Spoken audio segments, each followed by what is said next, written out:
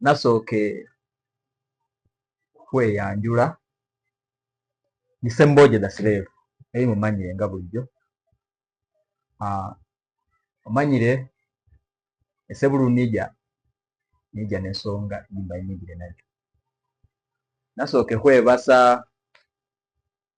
promoter wange Ronnie, nebasa Isima Management, nebasa ne baproducer bange bakubira engoma bose. Naloma seti Abanyole amazima ekimutuholera okusiima nesikusobola kumwayo kwaloma kwa mentioninga muntu ku muntu buli muntu siina be wabula naloma ekigambo Abanyole mbandomire Omunyole ali ngano ebutaleja ali Kampala Uganda yose nekyalo kyose buli munyola ngali naloma Abanyole siimanyo obuwagizi bwemwe era nebasanyo okuwagira Olunyole lujja kuba lulala okuba Olunyole kwe okuba esho e Kampala era esho ndine dream eyo kuba music saawa ino Obunyole Kampala saawa ino genda wamungulira nali street nagenda nahola hina nakuleyo era esho nebasa abaana bahola omulimo ogoni promoter Ronnie omulimo gwohola wesi okubati osasanya music worldwide kubase nindo sobola kuloma seti ndomerere butaleja yoka no wa music gola nilesa ngachiri na kuola nesesima husima uli mwana nguliro lwembo lwa Mboje the Slave gaba talupushinga nebasa kuba okugula hadato hwefiriso ugule 15 bo mutwaro gahabeza hose wata hodata wangulira hembo Hamboje wahapushinga then mbakwe basa kibalanyo wakesi njiriba nendula hadata ne baba ndiolo kagana esene basa hwebasa batu babunyole mwesi na Uganda at large ni Africa at large hulo na balomese esenemba eshingamba huso ngimanga tibahingambire humuntu wundi angu madobozi sho muntu unda tasobola kwemba kyese esashinemba yaba sachisobola kyemba ne abane shimunyigirisa ngati yo natyanga kuloma nesenga hani nangwayo na shiroma then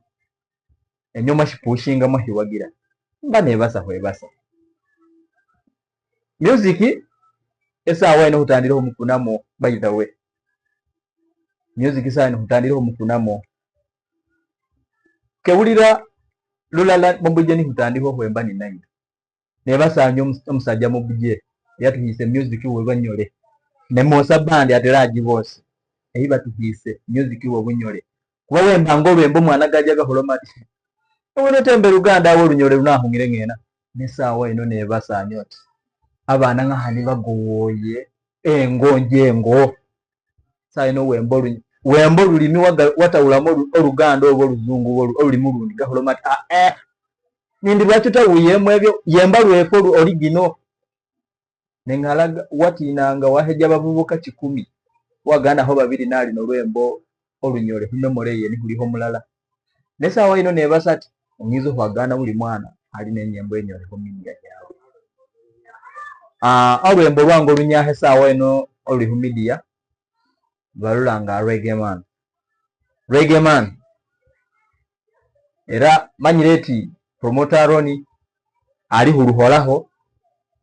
alupushinge ku TikTok account yange manyati abaliho luliho so nebasa hwebasa set Reggae Man uloma mazima kati huloma ya udulingi bya swakaba atese nja hwemba political song pako luna hafwe sinja ho badulinge nola na habe bahobati baba gafwa kangu muyene yes niga holire so bine nyingiri so muna Uganda na hamwe mbire esho sindulinga sindu mamu niga holire nyingiri so muna Uganda yes na hamwe mbire mo lwembo neshumba musasire mirembe eyali naye muri muntu naholengeho era bati enyingiri so munyole oba omuna Uganda wallahi nja hubati mulomaho ebitalomaho mushalo muno omuntu yitya mushalo muno ali mulala nje Katonda newe omuntu ngero muya chef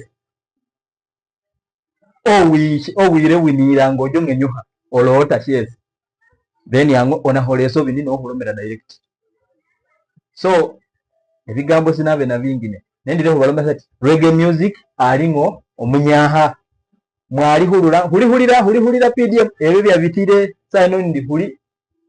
mbojo yange mazima na hulomeranga toli muhuni ino muyembe no ngumamu waire na kutu ewe na hulomeye ngahani alaba hututanga bali sawe no simbire maguru oli mudwaliro kale nesone ndire huba hesa no huba tegeza seti reggae music alingo era tina hopeji ya Ronnie Pro TikTok account yange oja huwaganaho mwebalire dala abana nyole menda nyo ni Uganda at large. Thank you very much.